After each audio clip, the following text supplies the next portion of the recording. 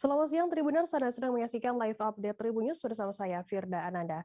Siang ini kan kami sajikan informasi terkini dan menarik untuk Anda yang dilaporkan secara langsung oleh reporter kami di lapangan. Dan inilah live update selengkapnya.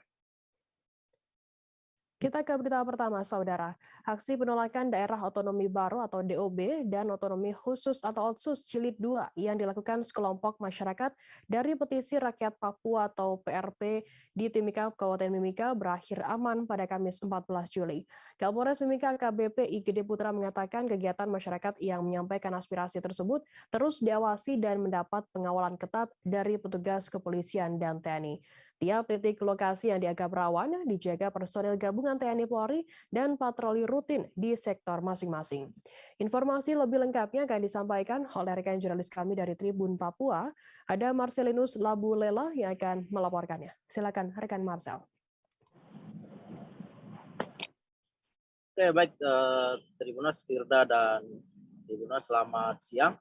Terkait dengan aksi yang dilakukan oleh Petisi Rakyat Papua kemarin di Kota Timika terkait aksi penolakan DOP dan OTSUS Jilid 2 di Kabupaten Mimika berjalan aman dan lancar. Namun pihak polisi tidak memberikan izin terkait aksi penolakan DOP dan OTSUS karena kelengkapan administrasi belum dilengkapi oleh massa atau pihak dari Petisi Rakyat Papua yang dimaksud. Untuk insiden kemarin memang tidak ada yang muncul, namun ada sekelompok warga yang sempat mengulurkan niatnya untuk keluar dari gang atau dari lorong di mana tempat mereka tinggal. Mereka menuju ke depan jalan di sekitaran Jalan Budi Tomo dan di sekitaran Jalan Panyai Barat, Kota Timika, Papua, namun berhasil dihalau oleh pihak TNI gabungan polisi dalam mengawali aksi yang hendak dilakukan oleh warga, sekelompok warga tersebut. Untuk aksi tidak dilakukan, untuk khususnya di Kota Timika, tidak dilakukan sama sekali karena memang tidak mengantongi izin dari pihak kepolisian. Hal ini juga mendapat tanggapan dari Ketua DPRD Kabupaten Mimika terkait adanya aksi penolakan DOP dan OTSUS Jilid 2 di Kabupaten Mimika kemarin.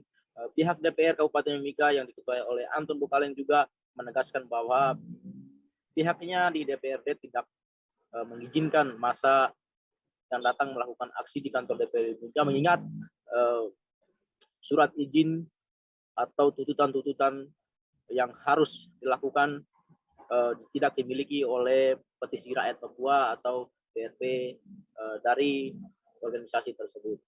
Dapat saya informasikan Firda dan Tribunas bahwa aksi kemarin tidak dilaksanakan, namun sekelompok orang sempat keluar ke jalan namun berhasil dihalau oleh pihak TNI Polri dan personil gabungan. Untuk aksi ini sejak kemarin, sejak apel pagi telah dilaksanakan oleh tim gabungan dari TNI Polri untuk pengamanan isu adanya aksi tersebut, namun terus dilakukan juga mobile patroli di sekitar Kota Timika yang dianggap rawan dan juga para personil juga ditempatkan di titik-titik Kota Timika yang dianggap rawan yang nantinya akan memicu segala sesuatu yang terjadi. Untuk aksi ini Kapolres Mimika AKBP IGD Putra menghimbau kepada warga Kota Timika agar tidak mengikuti hal-hal yang tidak diinginkan. Dan juga Kapolres Mimika berharap untuk warga yang hendak melakukan aksi sebaiknya mengurungkan diri untuk melakukan aksi karena surat atau kantong pengantongan izin dari Polres Mimika sendiri tidak dilakukan mengingat administrasi yang diberikan tidak lengkap sesuai dengan prosedur aksi yang disampaikan.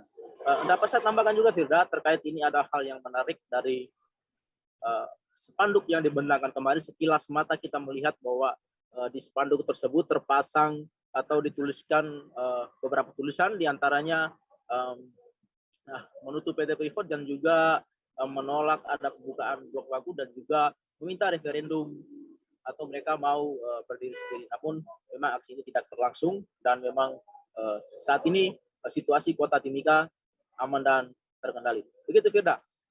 Ya, baik. Terima kasih rekan Marcel dari Tribun Papua atas laporan Anda. Selamat bertugas kembali.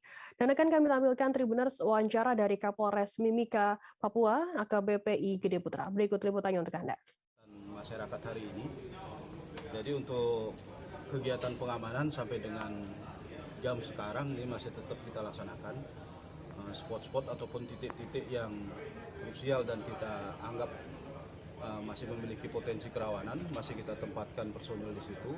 Termasuk juga tim kami yang mobile sampai sekarang masih melaksanakan mobile sesuai dengan sektornya masing-masing.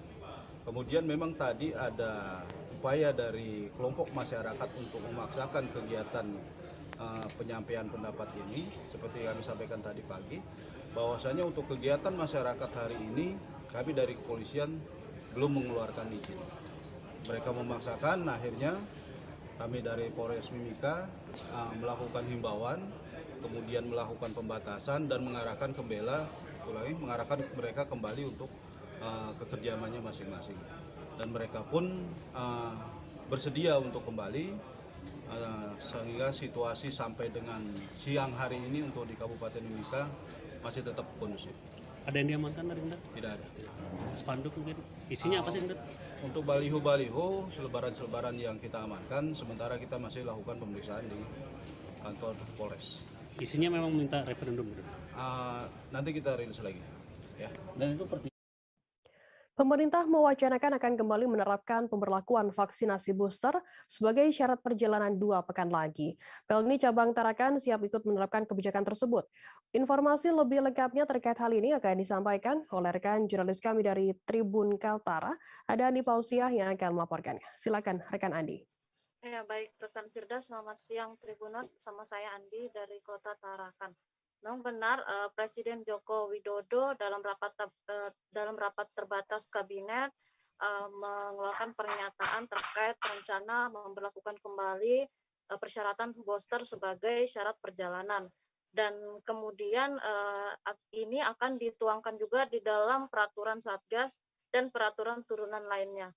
Kemudian wacana ini juga turut dibenarkan oleh Menteri Menko Bidang Marves Bapak Luhut Binsar Panjaitan dan merilis sendiri kepada hari Senin tanggal 4 Juli 2022 kemarin, di mana dinyatakan pemerintah akan kembali menerapkan persyaratan booster sebagai syarat perjalanan baik transportasi udara, laut, dan darat.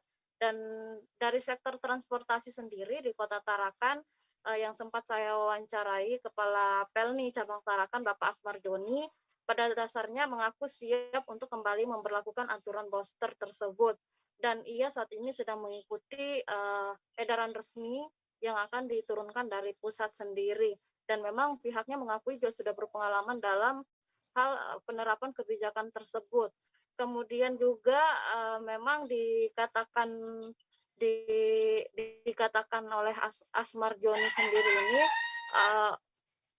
untuk syarat perjalanan bagi pelaku perjalanan dalam negeri nantinya juga pasti akan melibatkan pihak KKP ketika nanti benar akan diterapkan booster sebagai salah satu syarat perjalanan ke luar daerah. Dan juga saya sempat mewawancarai Wali Kota Tarakan Dr. Hairul Emkes sendiri juga pada dasarnya pihaknya merespon mendukung untuk pemberlakuan kembali persyaratan booster sebagai syarat untuk ke luar daerah bagi pelaku perjalanan dalam negeri. Dan dalam rangka mempersiapkan itu juga aturan yang sudah diumumkan oleh pemerintah pusat, pihaknya terus bersinergi, berkolaborasi, dan bekerjasama dengan berbagai instansi seperti TNI, Polri, kemudian Binda Kaltara yang rutin sekali melaksanakan kegiatan vaksinasi, khususnya untuk percepatan realisasi booster di Tarakan. Dan begitu juga untuk pemanfaatan dan pemaksimalan di berbagai layanan fasilitas kesehatan seperti puskesmas dan rumah sakit.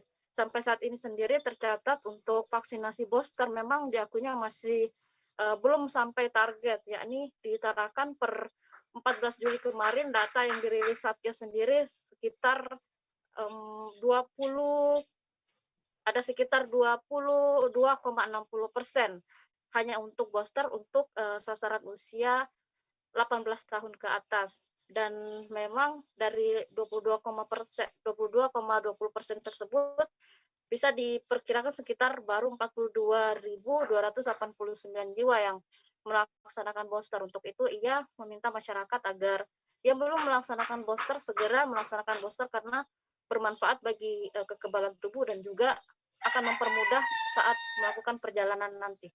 Demikian rekan Firda. Baik, terima kasih rekan Andi Pausiah dari Tribun Kaltar atas laporan Anda. Selamat bertugas kembali. Kita beralih ke informasi selanjutnya, Saudara. Pejabat Wali Kota Ambon, Bodewin Watimena memastikan seluruh biaya perawatan medis korban bencana longsor, banjir maupun pohon tumbang ditanggung oleh pemerintah. Demikian disampaikan oleh Bodewin Watimena di sela-sela tinjauan ke korban bencana longsor di lorong air Putri, Stein, Kecamatan Sirimau, Ambon pada Rabu 13 Juli lalu. Tak hanya biaya medis, namun tempat mengungsi bagi korban bencana longsor dan banjir pun akan difasilitasi oleh pemerintah. Informasi lebih lengkapnya akan disampaikan oleh rekan jurnalis kami dari Tribun Ambon. Ada Tanita Patiasina yang akan melaporkannya. Silakan rekan Tanita. Baik rekan Firda dan Tribunas, beberapa waktu lalu pemerintah Kota Ambon dalam hal ini penjabat Wali Kota Ambon Bodewin Watimena dan juga pimpinan di Kota Ambon lainnya seperti DPRD dan Polres juga melakukan peninjauan di beberapa lokasi yang memang menjadi korban bencana longsor, banjir maupun pohon tumbang akibat guyuran hujan di Kota Ambon dalam sepekan terakhir. Dan Bodewin Watimena sendiri mengatakan bahwa seluruh biaya medis untuk para korban akan ditanggung full oleh pemerintah Kota Ambon, tak hanya untuk biaya medis, tapi juga untuk fasilitas pengungsian karena memang tercatat ada 4.706 warga yang harus mengungsi, itu juga akan difasilitasi oleh pemerintah Kota Ambon. Dan selain itu, Bodewin juga mengatakan bahwa ada beberapa rumah warga yang akan direlokasi, mengingat akibat longsor yang menimpa warga di Kota Ambon, rumah tersebut sudah tidak layak huni dan lingkungannya juga sudah tidak memungkinkan lagi untuk warga tempati. Dan sementara itu DPRD Kota Ambon, dalam hal ini Koordinator Komisi 1 DPRD Kota Ambon Rustam Lapopono mengatakan bahwa warga yang terdampak itu akan untuk biayanya akan menggunakan anggaran pendapatan belanja daerah atau APBD yang memang biasanya tiap tahun sudah dianggarkan melalui bantuan belanja tidak terduga tiap tahunnya oleh pemerintah. Dan memang data kami sejauh ini terakhir pada hari Selasa 12 Juli 2022 tercatat memang 79 rumah warga yang banjir, kemudian itu berdampak langsung kepada 1.153 kepala keluarga dan tadi 4.706 warga harus mengungsi dan juga 2 warga Kota Ambon dinyatakan meninggal dunia akibat longsor dan juga 4 warga mengalami luka-luka. Nah, untuk longsor sendiri ini dan banjir tercatat itu ada di 20 titik di Kota Ambon, sementara untuk longsor itu tersebar di 157 titik di Kota Ambon. Demikian rekan Firda dan Tribunas. Baik, terima kasih rekan jurnalis dari Tribun Ambon, Tanita Patiasina atas laporan Anda. Selamat bertugas kembali. Akan kami tampilkan Tribuners wawancara yang tadi sudah diimbun oleh rekan Tanita dari penjabat Wali Kota Ambon, Bodewin Watimena, dan juga Wakil Ketua DPRD Kota Ambon, Rustam Lapopono. Berikut liputannya untuk Anda. Kita melakukan kunjungan untuk melihat lokasi-lokasi bencana. Berapa titik Pak yang tadi kita, kalau bencana datanya sudah ada di BNPB, sekian banyak titik dengan sekian banyak korban dan juga masyarakat yang mengungsi. Tetapi yang kita lakukan peninjauan di hari ini kita ada 5 titik ya yang kita sudah dari pagi tadi. Pak, tapi kalau misalkan tadi mau direlokasi, apakah sudah ada tempat yang disediakan Pak? Ya tentu kalau pemerintah kota mengambil kebijakan untuk relokasi, pasti kita akan carikan tempat dan membangun rumah. Nah, seperti itu ya. Oh, untuk sementara penanganannya memang untuk korban ini Pak? Ya untuk ini kita melakukan penanganan tanggap darurat. Tanggap darurat itu yaitu kalau ada yang mengungsi kita fasilitasi untuk mengungsi. Kalau ada korban di rumah sakit, ya pemerintah kota bertanggung jawab untuk membiayai biaya pengobatan di rumah sakit. Itu yang sudah saya perintahkan untuk ditanggulangi oleh Badan Penanggulangan Bencana dan juga dinas terkait. Sama-sama mengunjungi lokasi-lokasi bencana dan langkah antisipatif sudah dilaksanakan. Jadi dari sisi kepentingan DPR, minimal seluruh masyarakat yang tertimpa bencana longsor maupun banjir itu ditangani dengan baik oleh pemerintah kota. Kemudian soal infrastruktur yang rusak, akses masyarakat yang rusak, itu pasti akan ditangani oleh pemerintah kota. Dan dari sisi kepentingan DPRD, dengan kewenangan budgetingnya kita akan mensupport itu. Dan saya yakin langkah yang dilakukan oleh Pak Penjabat ini cukup membantu masyarakat yang tertimpa bencana longsor. Terjun langsung ke lapangan itu bagian dari kepedulian kepada masyarakat. Intinya DPR mensupport kebijakan wali kota saat ini, dan yang paling penting seluruh korban bisa ditangani dengan baik, dan lokasi-lokasi yang tadi disampaikan ada pemetaan lokasi-lokasi bencana dan titik-titik. Anggota mahasiswa pecinta alam atau MAPAL STM IMI Banjarmasin yang tersesat saat pendakian ke puncak Gunung Hauk, Desa Ajung, Kecamatan Tebing Tinggi, Kabupaten Balangan, Kalimantan Selatan akhirnya ditemukan pada Kamis 14 Juli. Umar, pendaki yang tersesat, ditemukan oleh warga setempat yang sedang melintas, tepatnya di aliran Sungai Langkung dekat jembatan gantung yang ada pada sisi jalur pendakian Gunung Hauk, jaraknya kurang lebih 2 km dari pedesaan. Pasca ditemukan, Umar langsung dibawa ke desa. Ia pun disambut sukacita oleh masyarakat setempat dan langsung diminta untuk beristirahat. Informasi lebih lengkapnya akan disampaikan oleh rekan jurnalis kami dari Banjarmasin Post. Ada Isti Rohayanti yang akan melaporkannya. Silakan rekan Isti. Baik, terima kasih Firda. Jadi memang benar adanya mahasiswa mahasiswa pecinta alam dari STIMI Banjarmasin yang melakukan pendakian ke Gunung Hauk bersama 2 orang rekannya pada Selasa 12 Juli 2022 lalu. Mereka turun dari pendakian pada Rabu 13 Juli 2022 sore, dan saat itu Umar dikabarkan tidak terlihat lagi oleh rekannya, sehingga oleh kedua rekannya ini langsung melaporkan ke pihak warga di Desa Ajung. Mereka langsung turun gunung dan menginformasikan bahwa Umar hilang atau tersesat dari jalur pendakian Gunung Hauk saat menuruni puncak Gunung Hauk.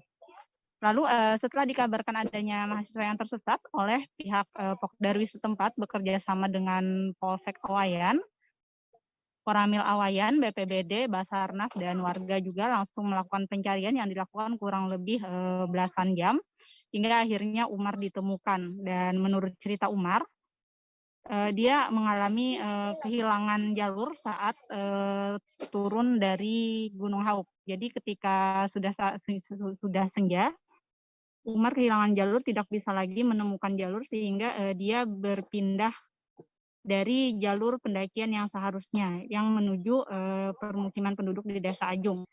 Dan pada sore harinya sekitar pukul 15.30 WITA, tepat hari Kamis tanggal 14, Umar ditemukan oleh warga setempat berada di pinggir sungai, di jalur Sungai Langkung, yang merupakan arah ke Dusun Nana yang berada berlawanan dari jalur Gunung Hauk. Umar pun langsung disambut oleh warga, di mana pada saat itu juga Umar langsung diberikan tapung tawar oleh ketua kampung di sana. Dan saat ini Umar sudah kembali ke rumahnya dan pencarian pun sudah diakhiri. Begitu, Firda.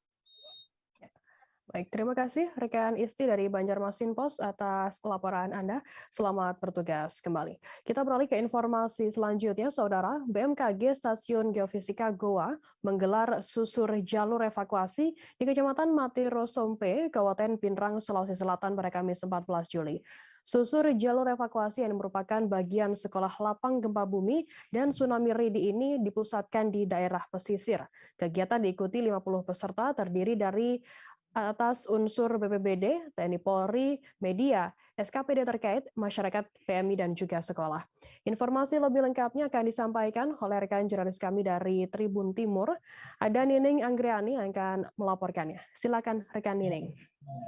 Ya, baik. Terima kasih Firda. Baik Tribuners, untuk diketahui BMKG Goa telah memetakan peta jalur evakuasi di 2 wilayah, yakni wilayah Lenga dan wilayah Palameang, yang keduanya merupakan dari Kecamatan Matirosompe, Kabupaten Pinrang. Nah, susur jalur evakuasi ini merupakan bagian sekolah lapang gempa bumi dan tsunami ready yang dipusatkan di daerah pesisir. Nah, untuk diketahui dua wilayah tersebut merupakan daerah pesisir ya Tribunar, sehingga jalur evakuasi ini dipusatkan di dua lokasi tersebut. Nah, para peserta terlebih dahulu dibagikan peta bahaya tsunami dari BMKG Goa. Mereka dituntut untuk mengetahui kondisi atau medan di jalur evakuasi apabila terjadi bencana di daerah tersebut.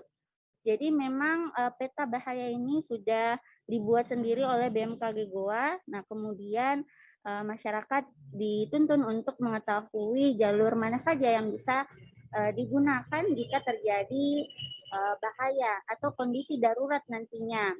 Nah, dalam peta bahaya tersebut informasinya terdapat berapa ketinggian genangan tsunami dengan skenario gempa bumi 7,3 sampai ke Kecamatan Matirosompo. Nah, dalam hal ini Koordinator Mitigasi Gempa Bumi BMKG Suci Dewi Anugrah mengatakan setelah diuji ini berdasarkan peta bahaya pemodelan tsunami, perkiraan tsunami tiba di Kecamatan Matirosompo itu sekitar 13 menit. Artinya masyarakat harus tiba di tempat evakuasi itu setengah dari perkiraan waktu tiba tsunami. Jadi mereka yang dari pesisir pantai ini harus sampai ke titik evakuasi itu sekitar 7 menit. Nah, untuk titik evakuasi sendiri di wilayah Langa itu dipusatkan di lapangan Langa, dan di wilayah Palembang itu dipusatkan di SDN 54 Pinrang.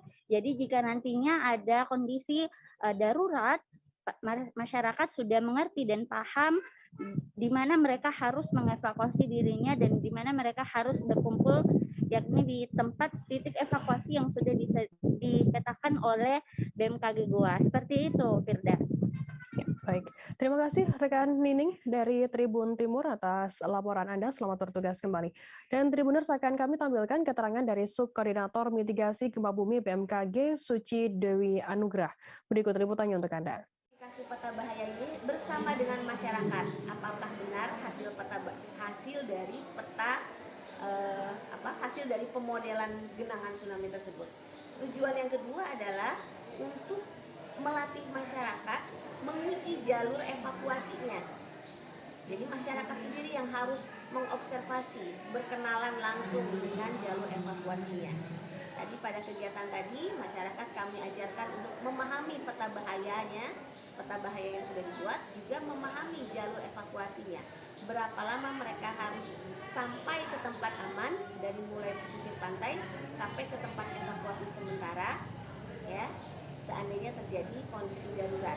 Di dalam peta bahaya tersebut, informasinya adalah berapa ketinggian genangan tsunami dengan skenario gempa bumi 7,3 di Teluk Mandan sampai ke desa kecamatan Matirosompo. Jaksa Penuntut Umum atau JPU pada Kejaksaan Negeri Waingapu menuntut Ali Umar Fadak alias AOF dengan tuntutan 3 bulan penjara dengan masa percobaan selama 6 bulan. Tuntutan kepada Ketua DPRD Sumba Timur yang menjadi terdakwa dalam perkara dugaan pencemaran nama baik Gideon Billy Jora tersebut dibacakan JPU Muhammad Roni dalam sidang lanjutan yang berlangsung pada Rabu 13 Juli lalu. Dalam sidang yang dipimpin oleh Ketua Majelis Hendro Sismoyo didampingi 2 hakim anggota tersebut, AOF melalui kuasa hukumnya Umbu Hiwatang Tanangunjul meminta keringanan hukuman. Informasi lebih lengkapnya akan disampaikan oleh rekan jurnalis kami dari Pos Kupang, ada Rian Nong yang akan melaporkannya. Silakan rekan Rian. Baik Firda dan Tribunnya semua, saya laporkan dari Waingapu. Sidang lanjutan dengan agenda tuntutan telah berlangsung pada hari Rabu tanggal 13 Juni, saya ulangi tanggal 13 Juli yang lalu, dan dalam sidang tersebut Ali Umar Fadak yang saat ini selaku Ketua DPRD aktif Kabupaten Sumba Timur dituntut dengan hukuman 3 bulan dengan masa percobaan 6 bulan penjara. Sidang yang dipimpin oleh Hendro Sismoyo tersebut berlangsung dengan tertib, dan pada kesempatan tersebut juga dibacakan pledoi oleh kuasa hukum daripada terdakwa Ali Umar Fadak. Dalam pledoinya, Ali Umar Fadak mengakui kesalahan dan juga meminta keringanan hukuman kepada majelis hakim. Firda dan Tribuners, dapat saya laporkan kasus atau perkara dugaan pencemaran nama baik ini telah berlangsung pada tahun 2020 yang lalu, yakni pada tanggal 1 Juli di Kaliuda atau Kecamatan Pahunglodo, Kabupaten Sumba Timur.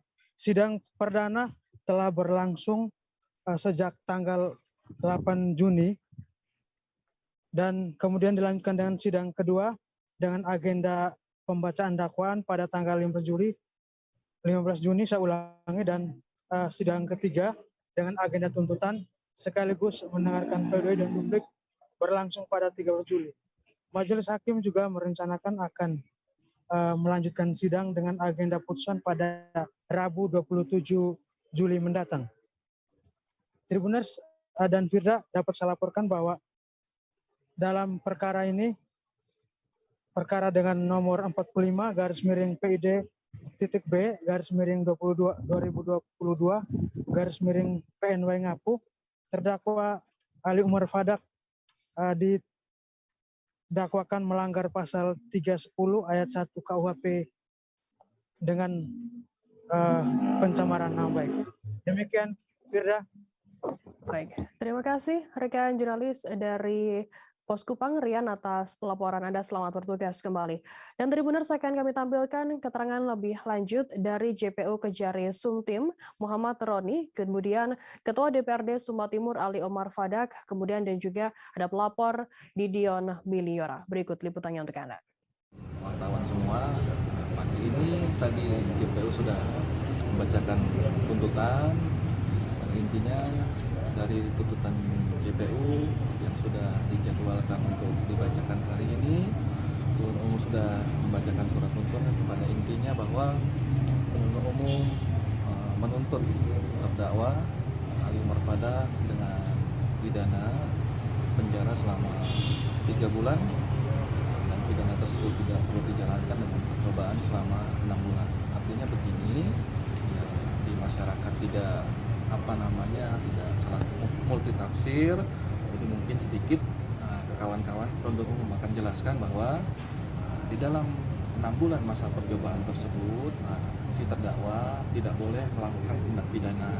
Apabila si terdakwa yang melakukan tindak pidana, maka hukuman 3 bulan yang dituntut oleh penuntut umum akan diberlakukan kepada terdakwa. Saya pikir sebagai warga negara Indonesia saya harus menerima dan mentaati keputusan. Dan juga saya memberi apresiasi kepada kejaksaan yang telah memvonis. Cuma saya juga berharap kalau menjatuhkan tuntutannya, saya juga masih berharap banyak dari hakim agar saya mendapat urusan seringan-ringan. Itu yang saya berharap. Tadi dituntut berapa lama? 3 bulan penjara, 6 bulan percobaan, jadi tidak perlu dijalankan yang 3 bulan, tapi yang percobaan 6 bulan. Pak, kalau misalnya ke depan. Tadi gimana tanggapannya Bapak sebagai korban dalam kasus ini? Ya, setelah mendengar tuntutan dari jaksa. 3 bulan ya, ya masa percobaan 6 bulan. Mungkin harapan lebih bagus di hati pengacara saya. Siap, Bos. Baik, lanjut. Terima kasih. Kalau kakak sayang di sini saya, si lo Bos. Ya, biar adil dari sini. Bahwa tentang perbuatan yang didakwakan dari tuntutan tersebut terbukti. Berarti apa yang kami laporkan selama ini bukan bohong atau omong kosong dan didasarkan pada fakta. Tentang lamanya tuntutan, tentu itu dari pertimbangan jaksa dan kami serahkan pada hakim.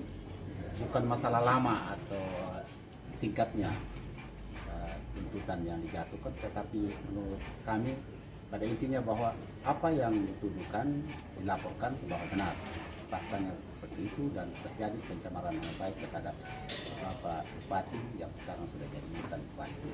Tentang putusan selanjutnya kami serahkan pada majelis hakim. Itu mungkin kami. Didin 41 tahun pendatang asal Sukabumi dibekuk oleh tim Kelambit Buser Polres Bangka pada Kamis 14 Juli dini hari.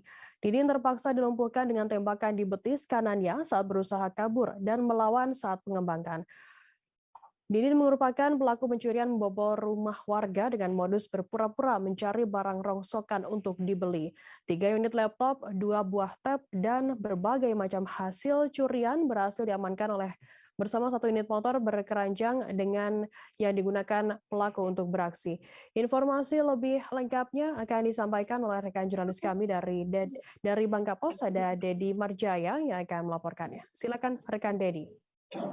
Ya, selamat siang Tribuner. Dapat saya laporkan bahwa tim Kelambit Booster Polres Bangka dibantu oleh tim Jatlanras Polda Kepulauan Bangka Belitung berhasil mengungkap pencurian dengan modus berpura-pura mencari barang bekas atau barang rongsokan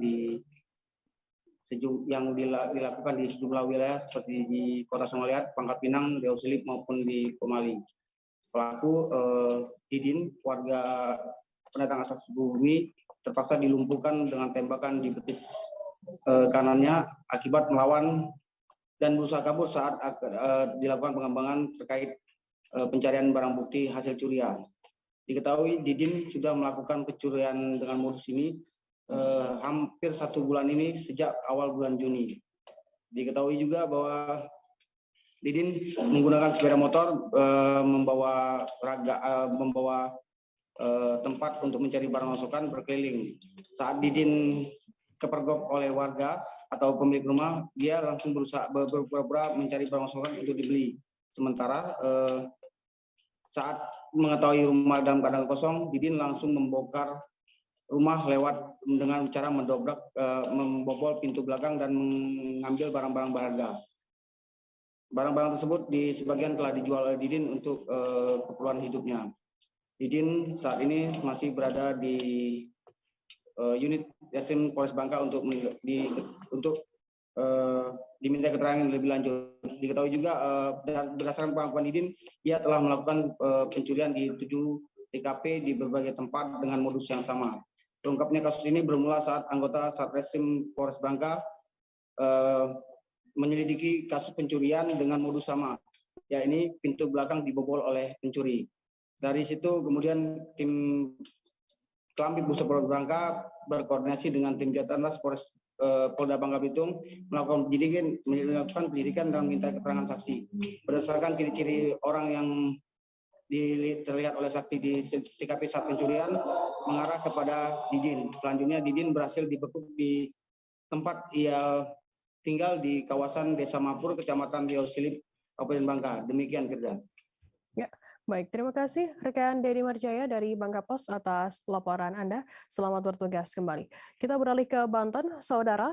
Penyidik Sat Narkoba Polresta Tangerang dan Dit Narkoba Polda Banten berhasil menyita uang dari sebesar 1 miliar rupiah dari hasil tindak pidana pencucian uang atau TPPU Sindikat Narkoba Jaringan Internasional. Kabid Humas Polda Banten, Kombes Pol Sinto Silitonga menuturkan penyitaan uang hasil TPPU tersebut hasil dari pengembangan kasus Sindikat Narkoba Jaringan Internasional, di mana sebelumnya tim penyidik telah melakukan penahanan terhadap 7 orang tersangka Sindikat Narkoba Jaringan Internasional dengan barang bukti sebanyak 43,2 kg sabu dan 494 butir ekstasi. Informasi lebih lengkapnya akan disampaikan oleh rekan jurnalis kami dari Tribun Banten. Ada Ahmad Tajudin yang akan melaporkannya. Silakan rekan Tajudin. Baik, rekan Firda dan Tribuners, perlu diketahui bahwa penyidik Sat Narkoba Polresta Tangerang dan juga Dit Narkoba Polda Banten berhasil menyita uang hasil tindak pidana penyalahgunaan penyalahgunaan narkoba jaringan internasional, di mana sekitar 1 miliar lebih uang hasil tindak pidana pencucian uang atau TPPU diamankan oleh pihak penyidik Polda Banten. Kabid Humas Polda Banten, Sinto Silitonga, mengatakan bahwa penyitaan uang itu dilakukan hasil dari perkembangan kasus yang terjadi sebelumnya, di mana Polda Banten sebelumnya telah menetapkan 7 orang tersangka dengan mengamankan barang bukti sebanyak 43,2 kg sabu dan juga 494 butir ekstasi. Bersamaan dengan hal itu, kemudian tim penyidik juga langsung melakukan pengembangan ke Kalimantan Barat, di mana ketika dilakukan di sana ternyata tim penyidik melakukan penangkapan terhadap tersangka berinisial ASP, di mana ASP tersebut merupakan putra dari salah satu tersangka dari 7 tersangka yang sebelumnya telah ditangkap. Di mana ASP ini sehari-hari bekerja sebagai di kuli bangunan atau buruh bangunan di Kalimantan. Di sana walaupun pekerjaannya hanya tukang buruh, namun ASP ini telah menyimpan uang dengan skala besar di rumahnya, di mana tim penyidik berhasil mengamankan uang sekitar 366 juta dari ASP ini. Selain ASP juga sindikat narkoba lintas internasional ini, di mana tersangka yang sebelumnya itu tersangka BY alias kakek, selain memperalat anaknya berinisial ASP tersebut, ternyata tersangka BY ini telah memperalat istrinya juga yang berinisial PRT alias Wati, di mana Wati ini selain Wati juga ada juga tetangganya.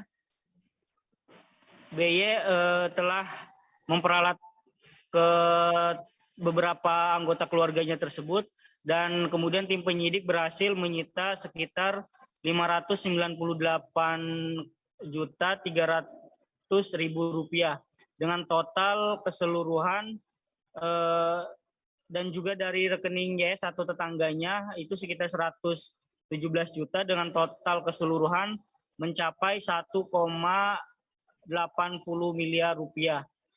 Hal itu diungkap oleh tim penyidik Sat Narkoba Polresta Tangerang dan juga Polda Banten, di mana dari total tersebut sehingga untuk tersangka yang tadinya 7 sekarang menjadi 8 tersangka, di mana Sinto mengatakan bahwa untuk kegiatan dari penyalahgunaan narkoba ini ternyata sindikatnya sendiri mereka melibatkan anggota keluarganya. Dan atas perbuatannya sendiri berdasarkan pernyataan bahwa Kapolda Banten Irjen Pol Rudi Haryanto mengatakan memberikan arahan kepada jajarannya untuk menindak tegas sindikat narkoba tersebut, serta juga meminta agar anggotanya memiskinkan harta dari para pelaku penyalahgunaan narkoba itu, Firda. Baik, terima kasih rekan jurnalis dari Tribun Banten Tajudin atas laporan Anda. Selamat bertugas kembali. Dan akan kami tampilkan Tribuners keterangan lengkap dari Kabid Humas Polda Banten, Kombes Pol Sinto Silitonga. Berikut liputannya untuk Anda. Agak mundur sih. Agak mundur Pak, biar biar semuanya kebagian. Pak Kasat, bisa dijelaskan sedikit lagi Pak Kasat soal penangkapan SP ini berkaitan dengan sindikat narkoba yang besar di Banten. Baik, jadi kita jelaskan bahwasanya peningkatan penangkapan terhadap SP ini adalah hasil daripada pengembangan dan pemeriksaan dari tersangka sebelumnya atas nama inisial BY, di mana setelah kita interogasi, kemudian dengan mengumpulkan data, kita olah, kemudian kita dapat informasi bahwa ada keterlibatan pihak lain untuk membantu dalam peredaran narkotika antar pulau ini. Bahkan kita bisa analisa ini adalah hasil dari luar negeri, begitu. Jadi kami berangkat ke Kalimantan Barat, kami melakukan penyelidikan selama 2 minggu di sana, sehingga kami berhasil mengamankan saudara SP ini yang membantu dalam pelaksanaan peredaran selama ini secara sadar sudah beberapa kali, sudah kurang lebih 1 tahun. 4 pelaku penyelundup pekerja migran Indonesia atau PMI akhirnya ditangkap tim dari Polresta Barelang. Keempat pelaku tersebut masing-masing bernama Aman Sentosa, Hasan Maulana, Tohri, dan Ahmad Dhani alias Jun. Para pelaku diamankan di Provinsi Nusa Tenggara Barat NTB dengan waktu dan tempat yang berbeda-beda. Saat ini, keempat pelaku tersebut sudah ditetapkan sebagai tersangka atas perbuatan melanggar hukum tindak pidana perdagangan orang dan perlindungan pekerja migran Indonesia. Informasi lebih lengkapnya akan disampaikan oleh rekan jurnalis kami dari Tribun Batam. Ada Roni Lodolaleng yang akan melaporkannya. Silakan, rekan Roni. Baik, rekan Firda dan juga Tribuners, dapat kami laporkan dari Kota Batam bahwasannya tim dari Polresta Barelang berhasil menangkap 4 pelaku penyelundupan pekerja migran Indonesia ataupun PMI. Keempat pelaku tersebut masing-masing bernama Aman Santosa, Hasan Maulana, Tohri, dan juga Ahmad Dhani alias Jun. Para pelaku diamankan di Provinsi Nusa Tenggara Timur, tepatnya di Lombok Tengah, ya, dengan waktu dan tempat yang berbeda. Saat ini keempat pelaku sudah ditetapkan sebagai tersangka atas perbuatan melanggar hukum tersebut.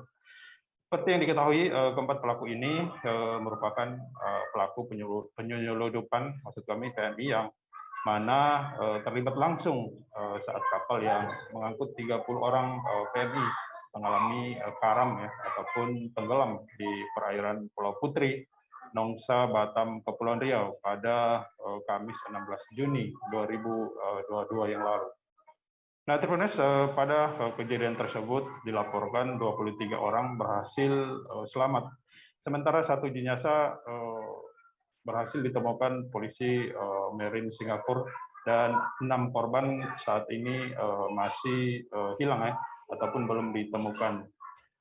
Tribunas, Kapolresta Barelang Kombes Pol Nugroho Tri Nuryanto dalam konferensi pers pada Kamis 14 Juli 2022 menjelaskan bahwasannya dari keempat pelaku tersebut ditangkap pada bulan Juni dan juga Juli 2022. Nah, Tribunas, para pelaku juga sudah melakukan aksi yang sama sebanyak 3 kali, yakni 2 kali berhasil lolos, dan ketiga kali ini karena tenggelam kapalnya sehingga polisi dapat mengungkap semua pelaku yang terlibat dalam aksi ini. Nah, Tribunas, dapat kami laporkan juga bahwasannya semua pelaku berperan masing-masing, ya, dari yang pertama pelaku Aman Santosa dan Hasan Maulana berperan sebagai perekrut calon PMI, sementara pelaku Tohri bertugas berkomunikasi dengan pengurus yang ada di Batam, termasuk proses pemberangkatan calon PMI dari NTB menuju ke kota Batam. Nah, sementara pelaku lain seperti Ahmad Dhani berperan sebagai orang yang mengurus penampungan di kota Batam. Nah, Tribunas, tidak hanya itu, Ahmad Dhani juga bertugas berkomunikasi dengan pengurus yang ada di Malaysia.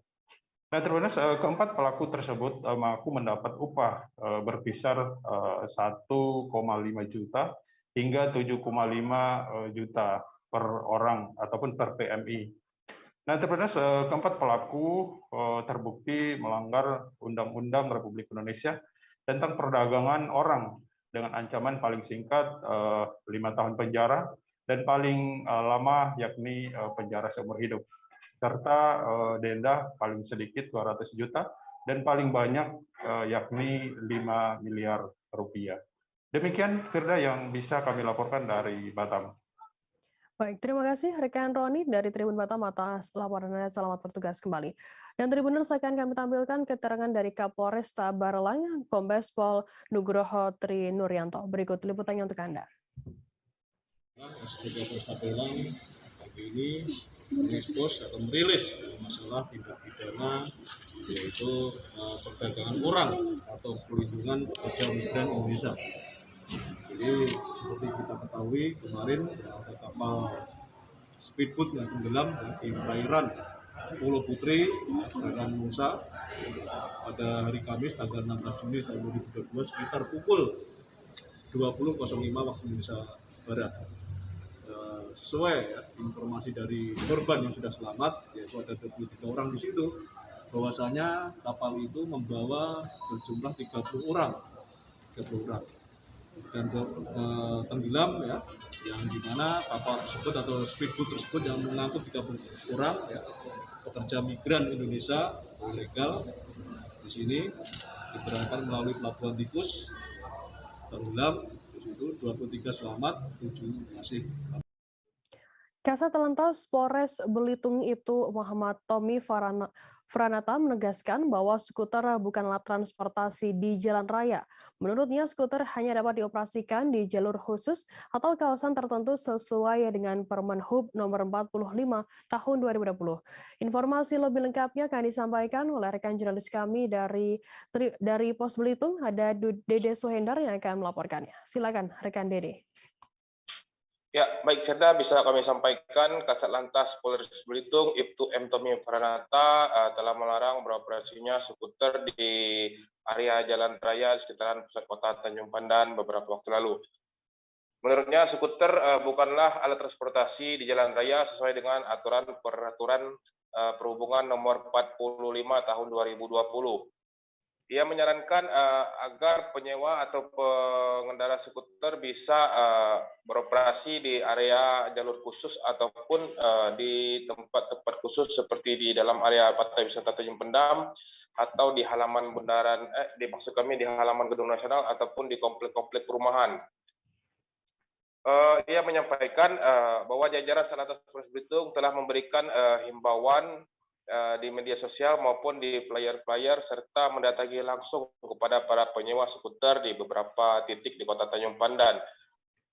Menurutnya, jika himbauan sudah disampaikan, ia berharap kepada pihak penyewa ataupun pengendara skuter tersebut bisa mematuhi aturan yang telah disampaikan. Sebab jika pengguna skuter masih saja melanggar, maka akan dikenakan sanksi dengan ketentuan sesuai dengan Pasal 282 Undang-Undang Nomor 22 Tahun 2009. Tentunya untuk saat ini memang pasca sosialisasi tidak ada lagi pengendara skuter yang beroperasi di sekitar Kota Tanjung Pandan. Ia mengatakan bahwa larangan tersebut diberikan bukan hanya sekedar larangan, tapi juga untuk mencegah terjadinya kerawanan kecelakaan lalu lintas di jalan raya. Demikian, Firda. Ya, baik. Terima kasih rekan Dede Suiner dari Polres Belitung atas laporan Anda. Selamat bertugas kembali. Kita beralih ke informasi lainnya, Saudara. Pria berinisial SA 25 tahun, warga Batu Ampar, Balikpapan Utara dibekuk polisi lantaran disangka melakukan pencurian sepeda motor di Balikpapan. Pria dengan profesi swasta itu diringkus jajaran Satreskrim Polresta Balikpapan saat mengendarai motor hasil curian di Menajam Pasar Utara atau PPU pada Senin 11 Juli lalu. Sebelumnya ia telah mencuri 2 unit sepeda motor di 2 lokasi berbeda di Balikpapan.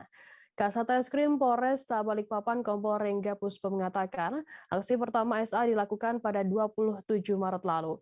Kemudian dari aksi ini SA menggondol 1 unit motor Yamaha Mio. Informasi lebih lengkapnya terkait hal ini akan disampaikan oleh rekan jurnalis kami dari Tribun Kaltim, ada Muhammad Zain yang akan melaporkannya. Silakan rekan Zain. Saya laporkan dari Kota Balikpapan, Provinsi Kalimantan Timur, di mana seorang pria berinisial SA dengan usia 25 tahun diringkus oleh jajaran Polres Balikpapan karena telah melakukan tindak pidana pencurian kendaraan bermotor di Kota Balikpapan, di mana dalam aksinya yang sudah berlangsung banyak 2 kali ini, modusnya mengincar motor yang memang ada unsur kelalaian dari pemilik dengan meninggalkan ataupun kunci yang masih tertinggal di kendaraan.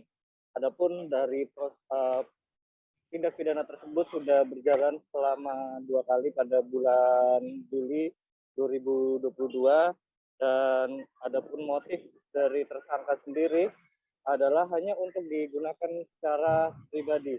Kasatreskrim Polresta Balikpapan, Kompol Rengga Puspa Sapitro menjelaskan bahwa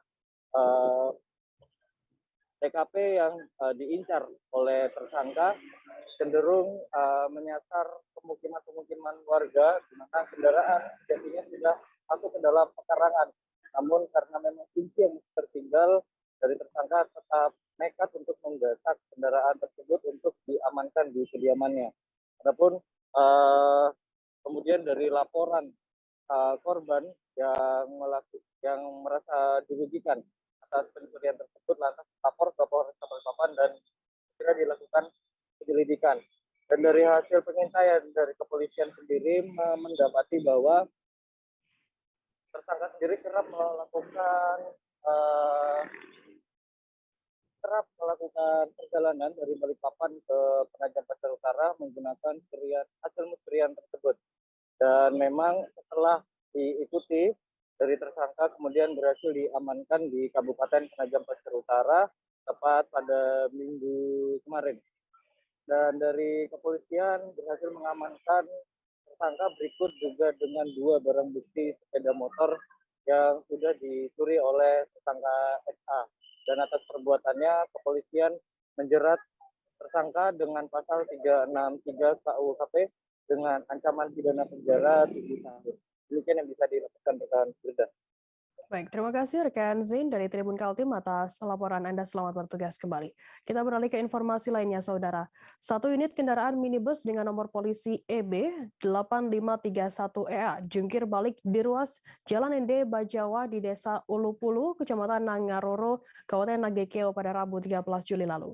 15 orang yang ikut dalam perjalanan minibus tersebut naas dilaporkan menjadi korban. Mereka terdiri dari anak-anak dan orang dewasa termasuk 2 sopir dan 2 wanita hamil.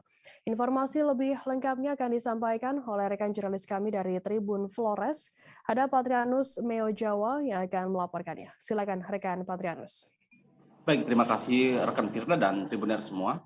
Bahwa benar pada hari Rabu tanggal 13 Juli tahun 2022 di ruas Jalan ND Bajawa, tepatnya di Desa Ulupulu, Kecamatan Nangaroro, Kabupaten Nagekeo, telah terjadi kecelakaan lalu lintas di mana satu unit minibus dengan nama Puspasari dengan nomor polisi EB 8531EA terbalik dan tergelincir di ruas jalan tersebut, Firda. Nah, dari laporan yang kami terima dari Polsek Nangaroro bahwa tercatat ada 15 orang yang ikut dalam perjalanan tersebut. 2 diantaranya adalah sopir dan 13 adalah penumpang, di mana korban adalah mulai dari anak-anak, orang dewasa, bahkan ada 2 ibu hamil yang turut ikut dalam perjalanan tersebut. Nah, dari laporan dari Polsek Nangaroro kami menerima bahwa insiden tersebut tidak ada korban jiwa, namun para penumpang hanya mengalami luka ringan dan sudah ditangani oleh petugas medis di Rumah Sakit Pratama Andora di Kecamatan Nangaroro. Nah, Firda dan Tribuner, saat ini kendaraan minibus yang mengalami kecelakaan tersebut sudah berada di Mapolsek Asisa setelah dibawa oleh petugas kepolisian setempat. Nah, hingga saat ini kita belum dapat konfirmasi dari KBO Lantas Polres Nagekeo Ibtu Yostote mengenai penanganan lebih lanjut terkait dengan kecelakaan tersebut. Begitu, Firda. Terima kasih. Ya, baik. Terima kasih rekan jurnalis dari Tribun Flores, Patrianus, atas laporan Anda. Selamat bertugas kembali. Dan akan kami tampilkan Tribuners wawancara yang tadi sudah dimunculkan Patrianus dari seorang saksi bernama Wilhelmus Waja. Berikut liputannya untuk Anda. Tadi saat kecelakaan Om ada di mana? Saya posisi di tempat kerja. Ada di sini. Nah, sebelum kecelakaan tuh apa yang Om dengar atau Om lihat itu? Mulanya kita dengar bunyi letupan. Bunyi letupan. Letupan. Jadi kita ingat itu ada bunyi molen kan? Ada molen sementara bunyi. Ternyata mobil. Setelah kita lihat ban bagian kiri mobil itu letup. Setelah berapa menit dia langsung terjun ke bawah. Langsung keluar ke sini. Terjun ke bawah. Nah, saat terbalik itu ada penumpang tidak di dalam mobil? Ada, sekitar 7-8 orang penumpang. Sekitar 7-8 orang. Ya. Dengar-dengar ada ibu hamil kah? Kemungkinan tadi itu ada 2 orang ibu hamil, 1 anak kecil. Oh iya. Bisa diinformasikan bagaimana kondisi penumpang ketika usai ini? Jadi posisi penumpang saat sekarang ada di klinik.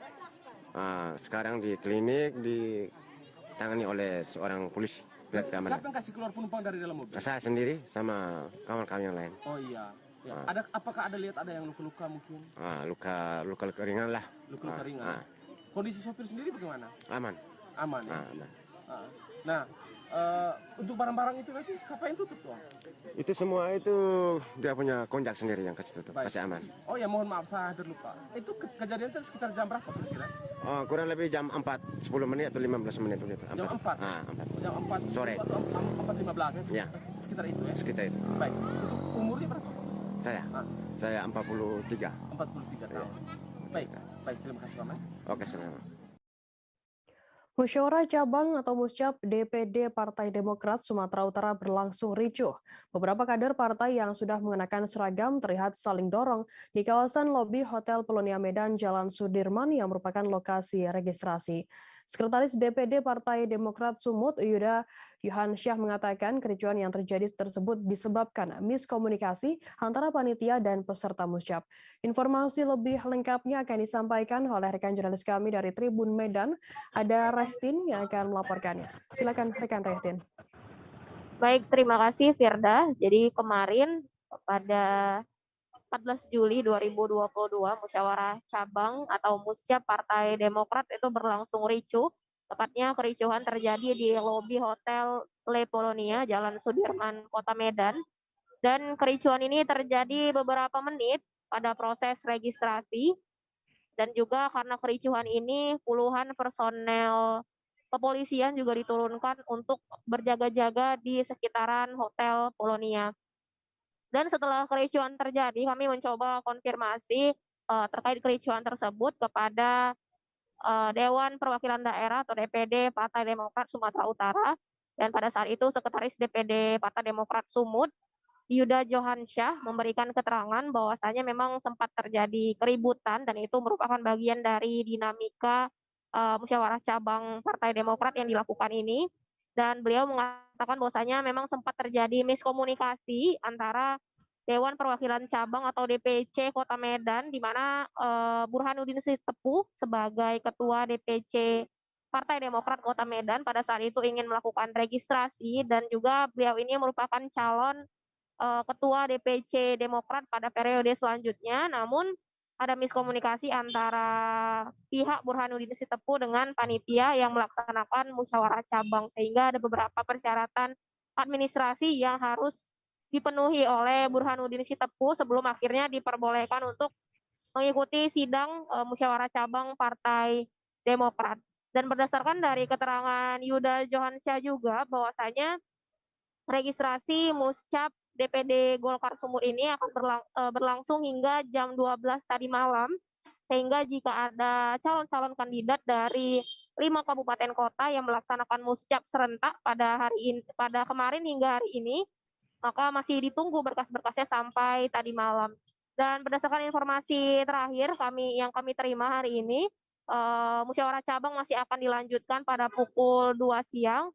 Dan saat ini sudah berlangsung secara kondusif, dan pihak Burhanuddin Sitepu juga sudah diperbolehkan masuk ke dalam lokasi musyawarah cabang DPD Partai Demokrat Sumatera Utara. Begitu Firda. Baik, terima kasih rekan Rehtin dari Tribun Medan atas laporan Anda. Selamat bertugas kembali.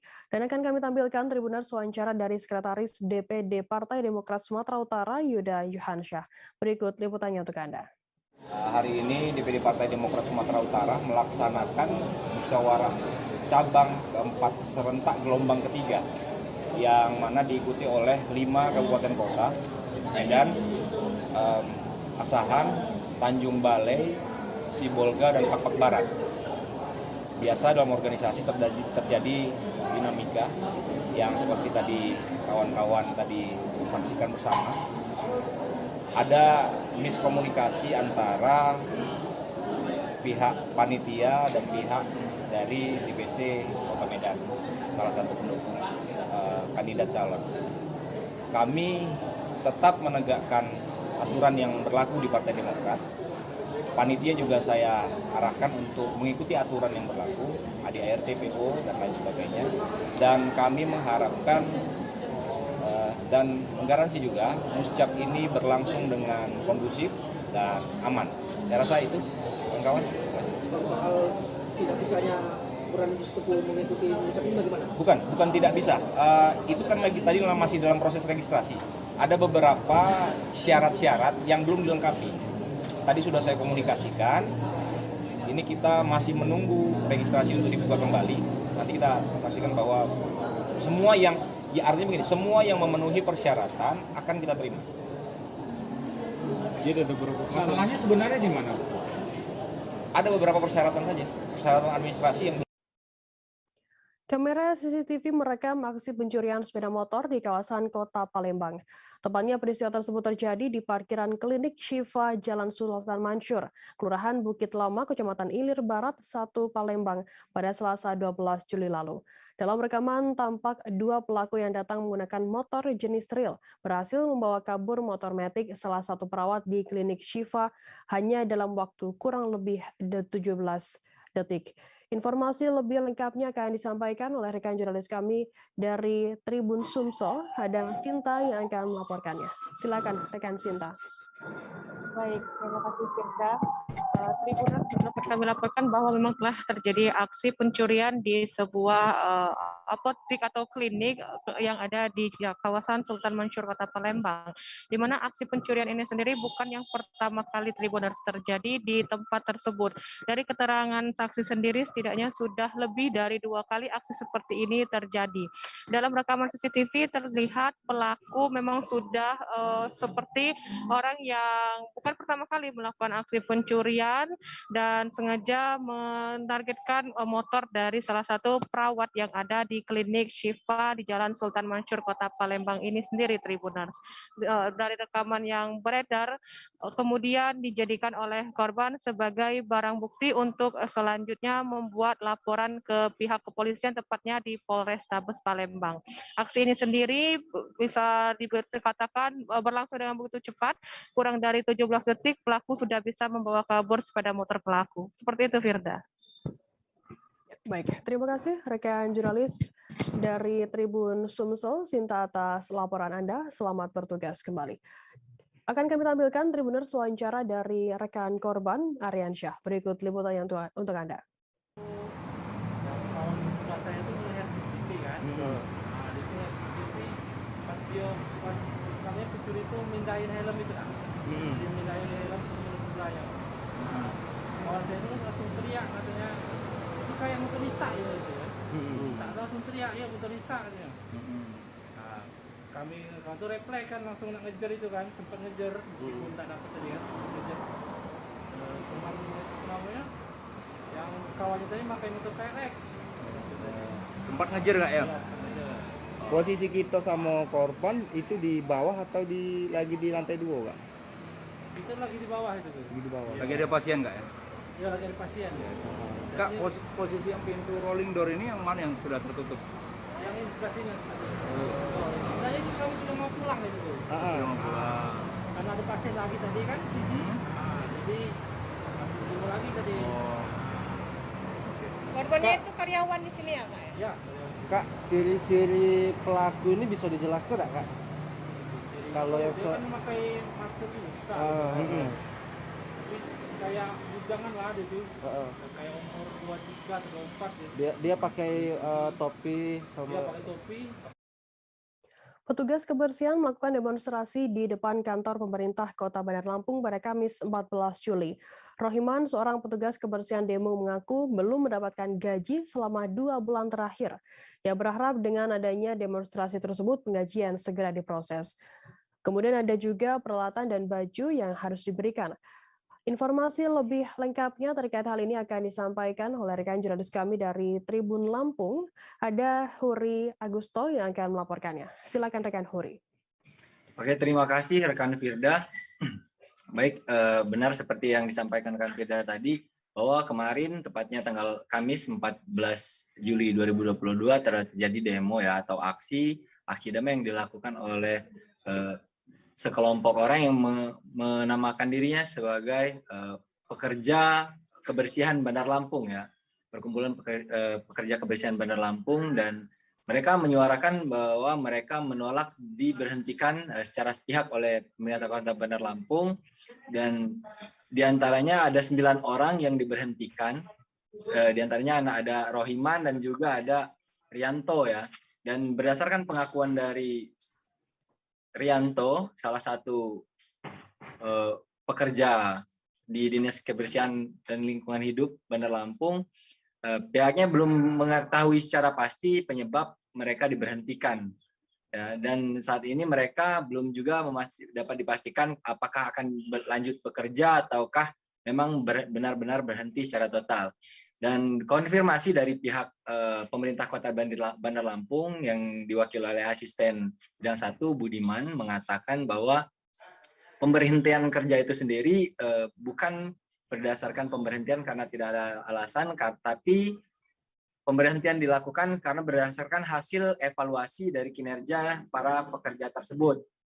Dan pemerintah Kota Bandar Lampung sendiri mengklaim bahwa tidak ada permasalahan gaji yang seperti yang disuarakan oleh para peserta aksi tersebut. Dan untuk masalah gaji itu sendiri, Budiman mengatakan bahwa pihaknya sedang memproses pembayaran gaji yang belum dibayarkan kepada pekerja yang diberhentikan tersebut. Demikian rekan Firda. Baik, terima kasih rekan Huri Agusto dari Tribun Lampung atas laporan Anda. Selamat bertugas kembali. Dan Tribuners, akan kami tampilkan wawancara dari Arfan ABP, juru bicara Persatuan Pekerja Kebersihan Bandar Lampung. Berikut liputannya untuk Anda. Jadi tidak ada kawasan berjelahan. Betul. Kenapa saya bilang hari ini dinas lingkungan mati? Karena pekerjanya mati, gajinya tertunggak. Orang yang mau merebut haknya malah kemudian dipecat. Kami bertanya seandainya apa yang menjadi tuntutan dari rekan-rekan yang di PHK dan apa yang menjadi hak dari rekan-rekan yang di PHK, tidak juga ada klarifikasi ataupun diselesaikan oleh Pemkot, apa yang ada direncanakan ke depan, Pak? Kami akan mengikuti langkah-langkah yang disediakan oleh aturan undang-undang. Kami melakukan nanti mengirim surat ke Dinas Ketenagakerjaan sehingga Dinas Ketenagakerjaan bisa memediasi kawan-kawan pekerja kebersihan dengan Dinas Lingkungan Hidup. Apabila pun nantinya deadlock, tidak ada kesimpulan, mungkin ada seharusnya menurut aturan Dinas Ketenagakerjaan merekomendasikan entah itu kemudian PHI atau lain sebagainya. Tapi yang pasti hari ini 9 orang kawan-kawan Dinas Ketenagakerjaan yang dipecat itu akan memperjuangkan hak-haknya, dan yang pertama kali ingin ditanyakan adalah apa yang kemudian kawan-kawan mahasiswa serta seluruh rakyat yang hari ini tahu betul bahwa pekerja hanya merebut haknya tapi dizalimi pemerintah Kota Bandar Lampung. Beredar kabar dugaan Rektor Institut Maritim Prasetya Mandiri atau IMPM, Willem Nixon Sitompul, disandra karyawan di Bandar Lampung pada Kamis 14 Juli. Ia diduga jadi rektor disandra karyawan di dalam kampus yang terletak di Jalan Pelita 1, Labuhan Ratu, Bandar Lampung. Dari kabar yang beredar menyebutkan, pihak kampus menyebut rektor tersebut telah diberhentikan pada Kamis 14 Juli. Untuk mengetahui informasi benar atau tidaknya terkait hal ini akan disampaikan oleh rekan jurnalis kami dari Tribun Lampung, ada Bayu Saputra yang akan melaporkannya. Silakan rekan Bayu.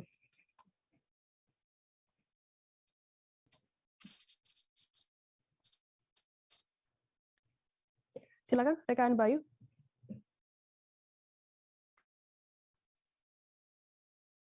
Oke, terima kasih Firda dan saya buka apa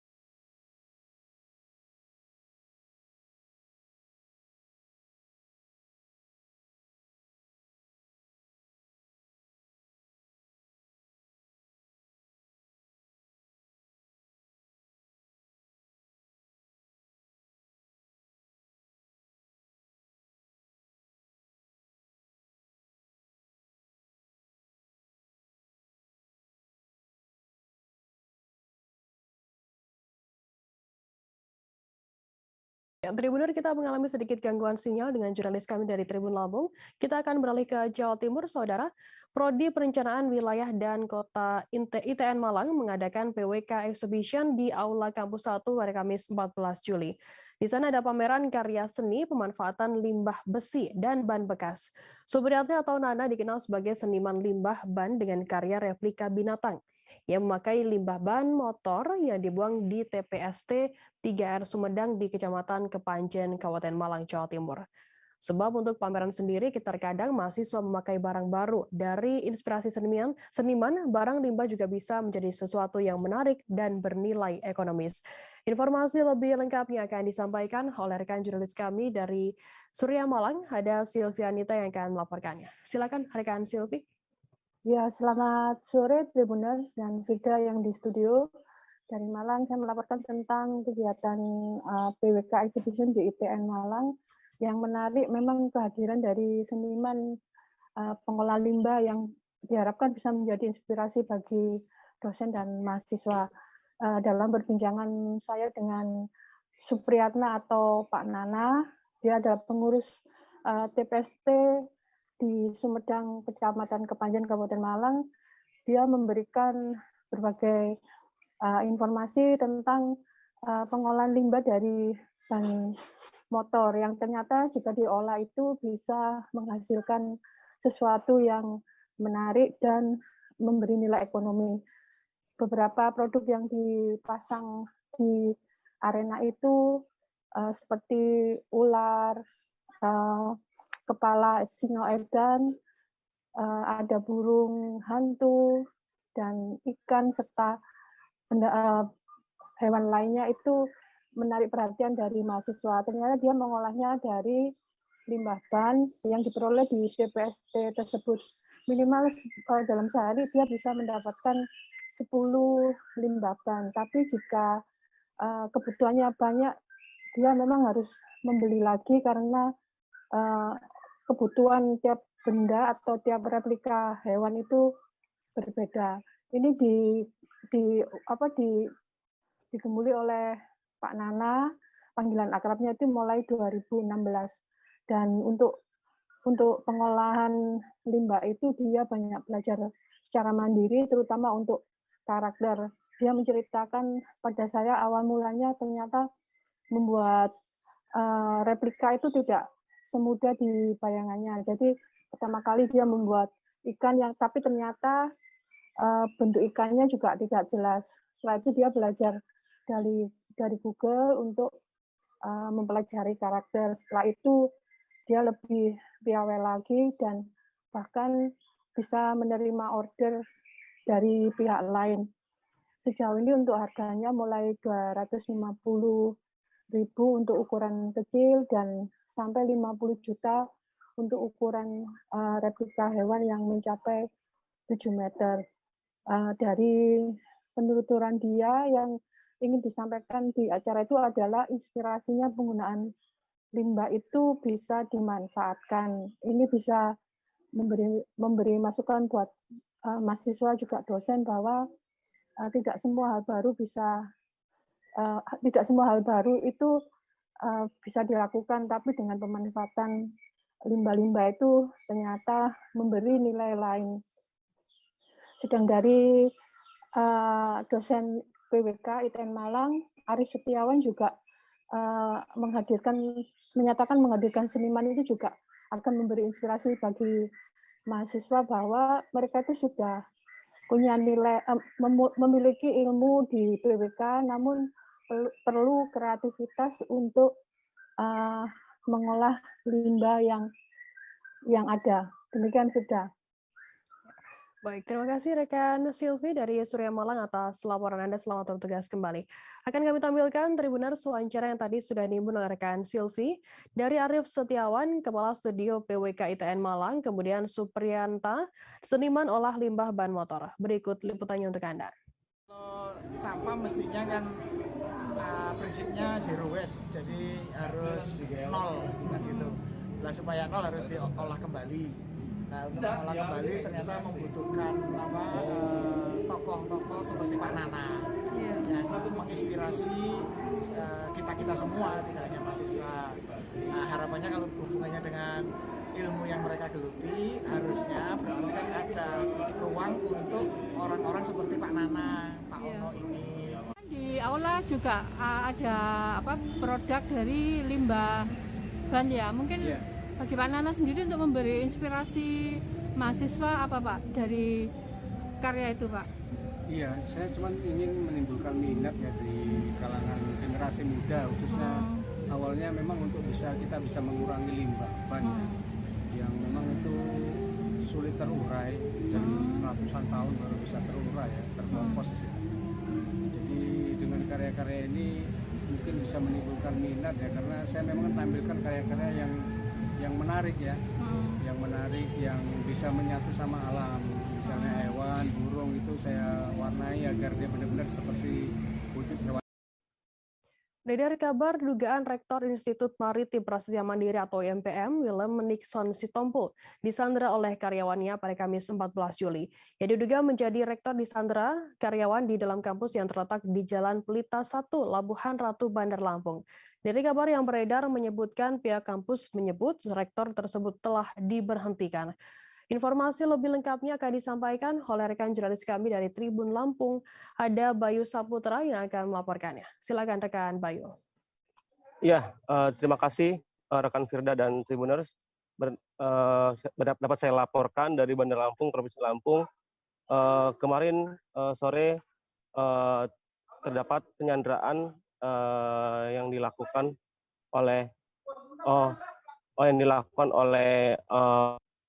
pihak karyawan dari Institut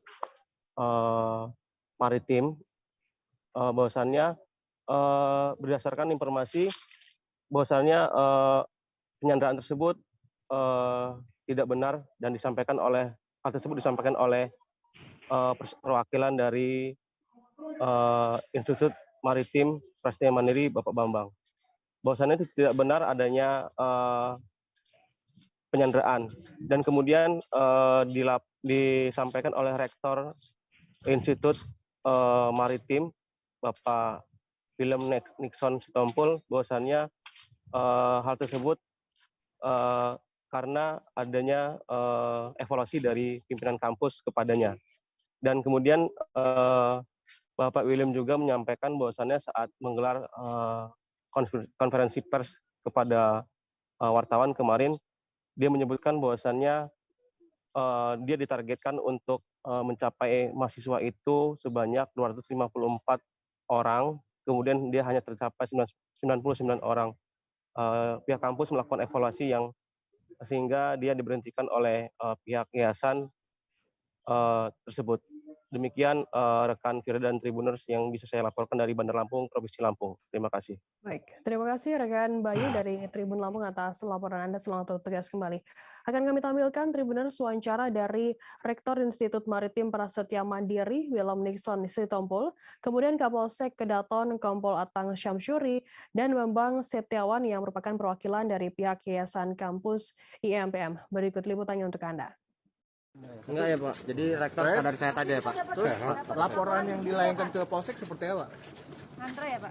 Dia hanya butuh bantuan aja. Bukan bentuk laporan ya Pak? Bukan.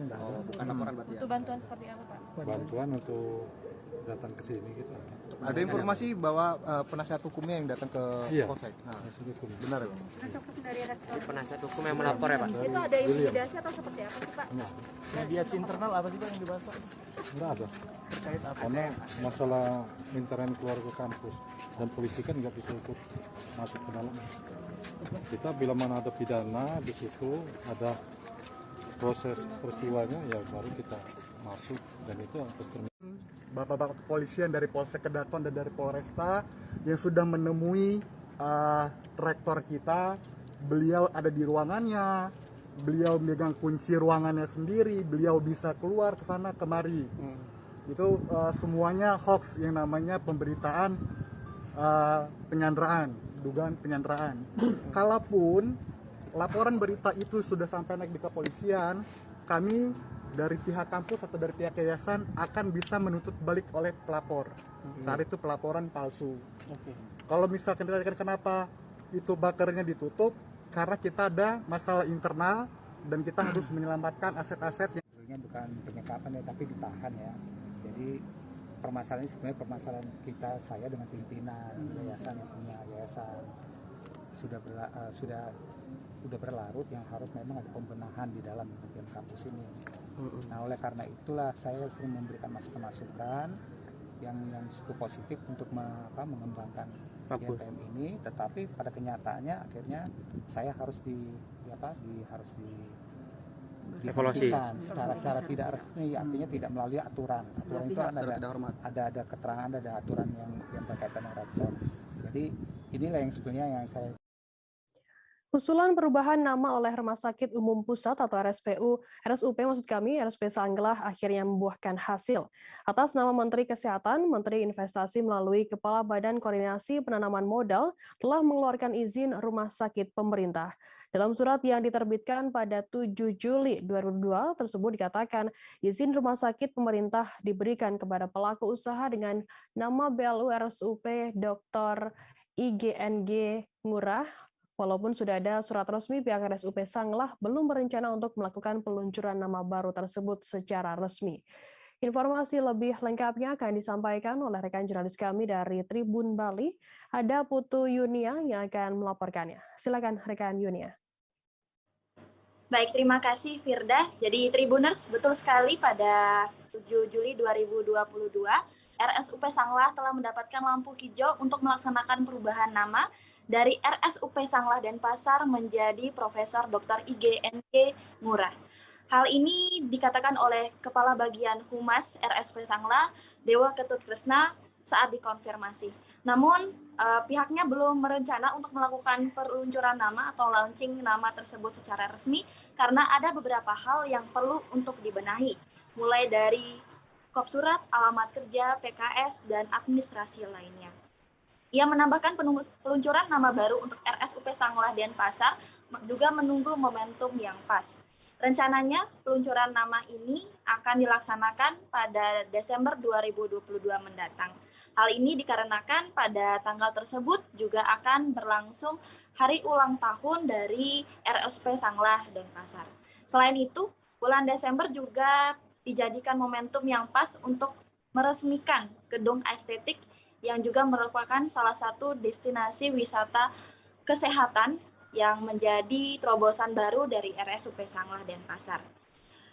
Oleh karena itu, hal ini juga telah menjadi capaian dari RSUP Sanglah, mengingat perubahan atau wacana terkait dengan perubahan ini telah direncanakan sejak tahun 2007 dan baru mulai dilakukan pengusulan pada tahun 2020 berkat dukungan dari pemerintah Provinsi Bali, dari jajaran Gubernur Provinsi Bali, DPRD, dan juga DPD Provinsi Bali.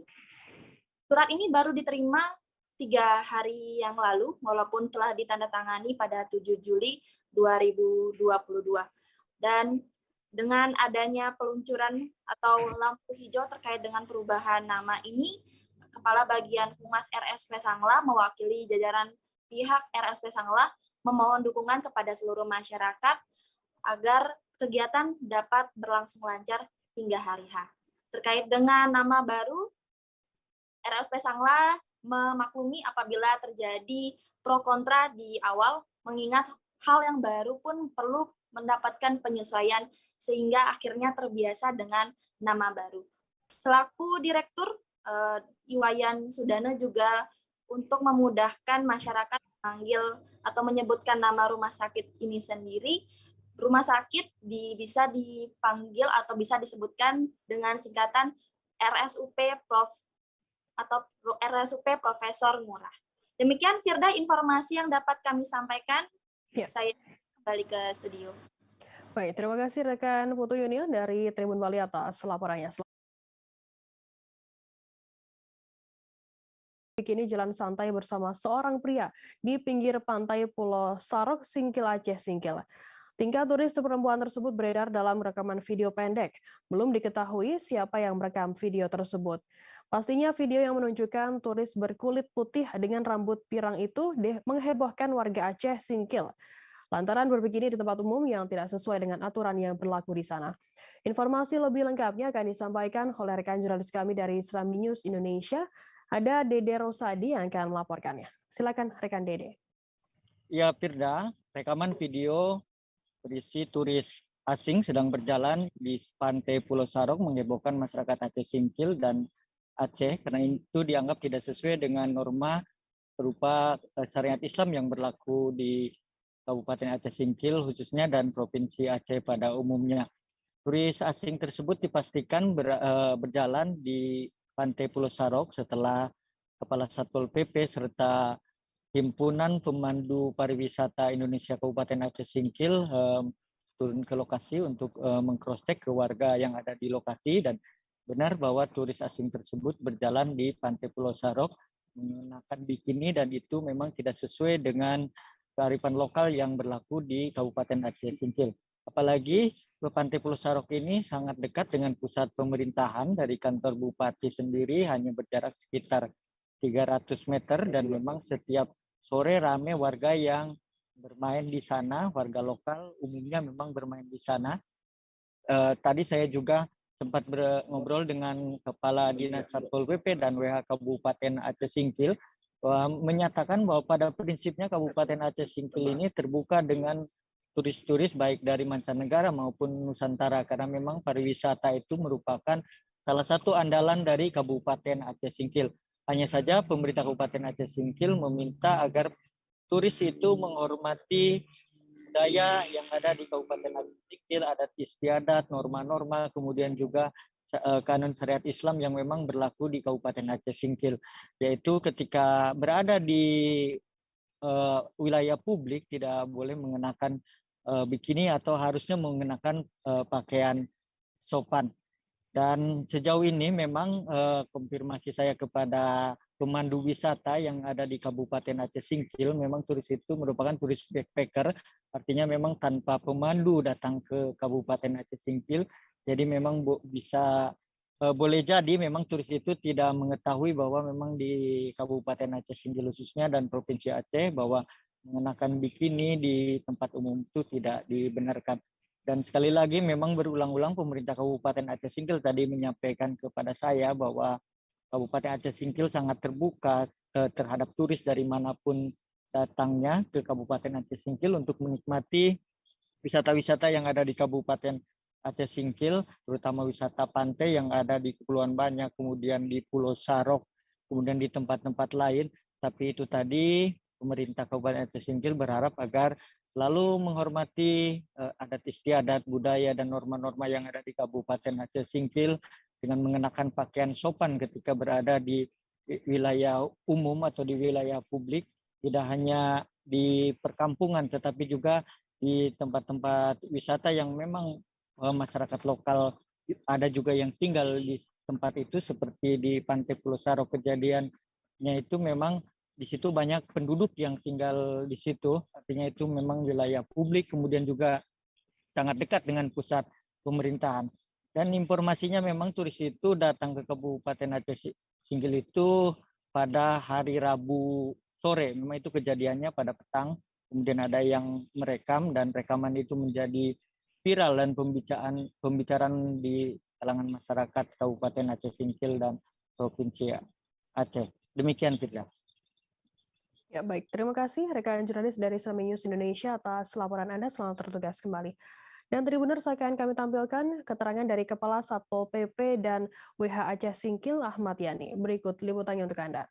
Saya amati kemarin lokasinya ini. Ada ini pantai, ada memang jembatan, juga ada di sana dermaga. Memang tepat dengan sampah-sampah ini, lokasinya memang di sini. Oke, sejauh ini apa tindakan dari pemerintah Kabupaten Aceh Singkil, khususnya Satpol PP? Ya, tindakan dari pemerintah Kabupaten Aceh Singkil terhadap pelanggaran yang seperti ini sudah tertuang memang di dalam Kanun nomor 11 tahun 2002, yaitu memang pemerintah itu menerima semua turis baik dari mancanegara maupun dari luar negeri ke Kabupaten Aceh Singkil sepanjang tidak melanggar pada ketentuan yang telah. Kecelakaan melibatkan truk, bus, dan 1 unit sepeda motor terjadi di Kecamatan Sumber Lawang, Sragen, Jawa Tengah pada Kamis 14 Juli. Kecelakaan tersebut terjadi sekitar pukul 6:30 waktu Indonesia Barat di Jalan Sragen Ngawi, Dukuh Sonorejo, Desa Bedoro, Kecamatan Sambung Macan, Sragen. Kecelakaan dialami truk bernomor polisi AD 1603CN, bus Blue Star dengan nomor polisi B7166 NGA, dan sepeda motor Honda Revo bernomor polisi AD 6140TN. Dari kejadian tersebut, seorang korban yang merupakan pengendara sepeda motor dan seorang pelajar ini meninggal dunia. Informasi lebih lengkapnya akan disampaikan oleh rekan jurnalis kami dari Tribun Solo. Ada Septiana Ayu Lestari yang akan melaporkannya. Silakan rekan Septi. Baik Firda, terima kasih. Sebelumnya pada Kamis pagi kemarin telah terjadi kecelakaan beruntun di Jalan Sragen Ngawi, Dukuh Sonorejo, Kecamatan Sambung Macan, Kabupaten Sragen, di mana melibatkan 3 kendaraan, yakni bus, truk, dan 1 unit sepeda motor. Kejadian berawal ketika 1 unit truk tersebut melaju dari arah timur menuju ke barat. Kemudian saat di lokasi kejadian kondisi jalan cukup licin karena skala hujan, dan karena kondisi jalan licin tersebut menyebabkan truk tersebut terselip dan menabrak pohon di bahu jalan. Kemudian setelah menabrak pohon membuat sebagian badan truk tersebut melintang di badan jalan. Kemudian tak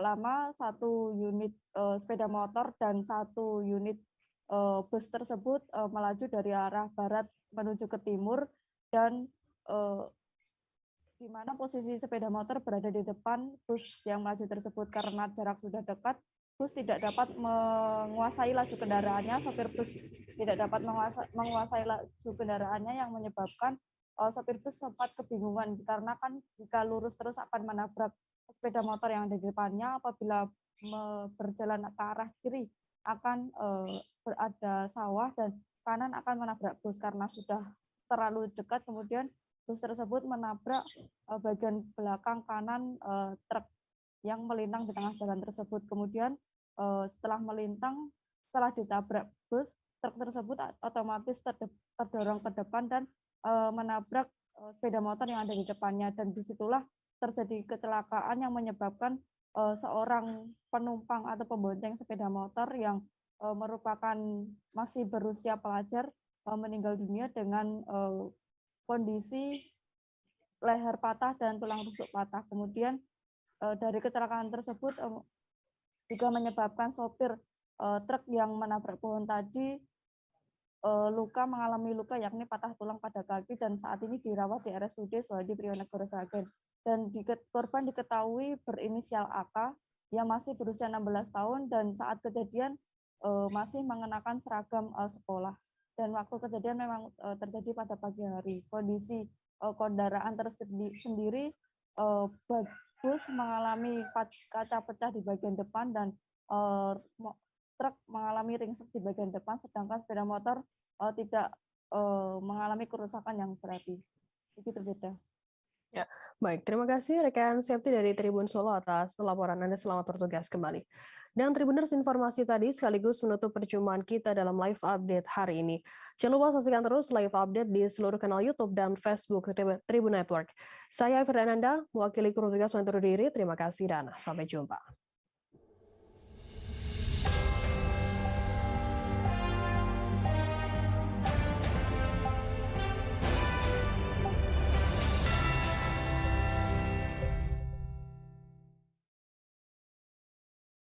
Jangan lupa like, subscribe, dan share ya!